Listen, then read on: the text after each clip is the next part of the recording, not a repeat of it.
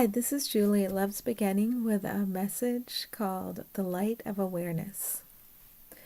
In asking you to look upon another, we are asking you to look upon light. Think of this today. Whenever you are looking upon another in the physical or in thought, you are actually only looking at boundless, beautiful light. This is the reality of that other, no matter what role that other seems to be playing for you right now. We ask you to see this boundless, beautiful light right now. We ask you to help what you perceive as the other. Remember your mutual true origin, not through words, but by appreciation. Just by seeing them as they truly are, you will be truly helpful. As you help others, so you help yourself. Doesn't it become very interesting to see how you can see something other than light? Whenever you are convinced you see and experience something other than light from another today, stop. Stop and remind yourself, I am delivering this experience of something other to myself. I deliver this experience to myself through choice. I can choose to see light. Remember that the seeming other is always enacting the perfect role of reflecting ego back to you wherever it's still active. They are always your means to freedom. This doesn't mean that you are flawed. If the one in front of you seems to be hopelessly lost in ego, remember their role of reflection. You are not experiencing the purity of light shining through them right now, but you do have that power.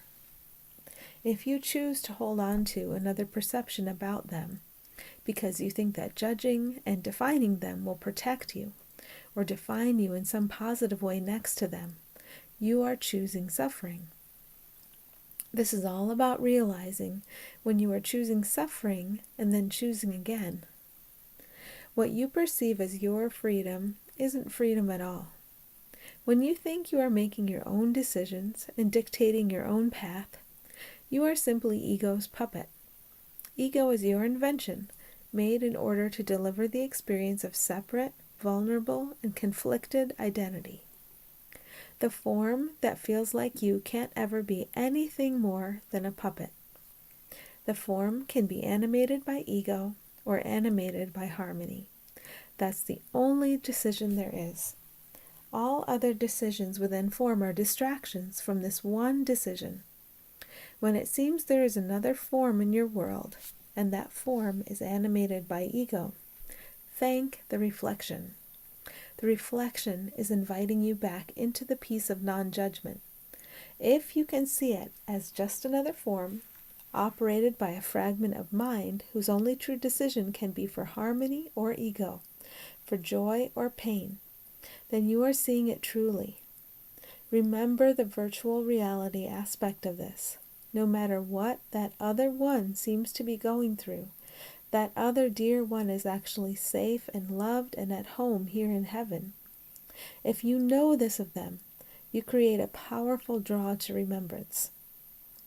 It is not possible to enact a role that is not perfect in every way. Hear this. Every role has always been enacted perfectly, down to the last gesture.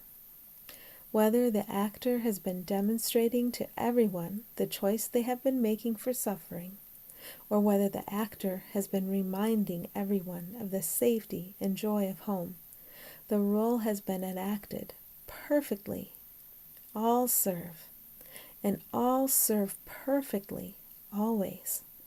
The truest things you can say to anyone are thank you and I love you. Now it is time to unwind the drama. Now it is time for deep forgiveness. Forgiveness of self and forgiveness of others. Forgiveness isn't judgment. It isn't saying, you did wrong, but I will continue with you anyway, even though you are flawed. Forgiveness is saying this, I recognize that you have been perfect all along, and you have always served my awakening. Thank you for being true to your purpose. Thank you for being perfection itself. Whether you have been playing the role of divine trigger, inviting me to notice that I have chosen an illusion of suffering, or whether you have reminded me of home, you have always been perfect in every way. I understand now that it was never possible for you to be otherwise. In order to unwind the drama, you must release the judgments to which you've previously attached. Those judgments are suffering itself, and now it's not about the others anymore. It's not about the others and the way they seem to have the power to cause suffering for you. It becomes all about the judgments to which you're still attached, and realizing you can let them go. You can let them go precisely because they have always been meaningless. They have given you neither certainty nor safety. You originally attached to those judgments because they represented safety. Ego called to you and told you it could conduct you through physicality. You believed ego, and you followed. You placed the body under the control of ego. You can just as easily place the body under the control of love. Love itself recognizes the non-existence of ego. Ego doesn't actually exist. It's only an illusion. You can turn to the gnawing emptiness of nothingness for guidance, or you can turn to the burgeoning fullness of what you are and always have been. You can turn to the burgeoning fullness of what all others are and always have been. You get to decide. It's truly the only decision you can make. All of the other decisions are illusions. Whenever you can, return to this original decision point and decide for love.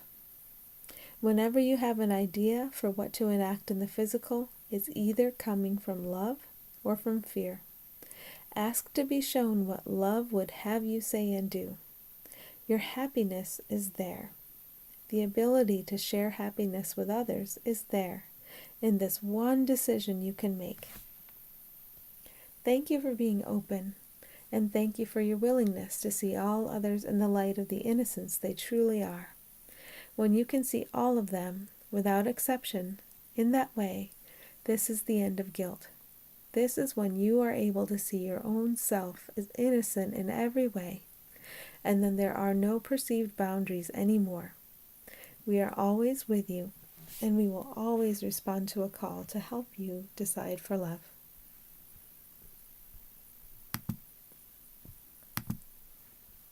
Thanks for listening.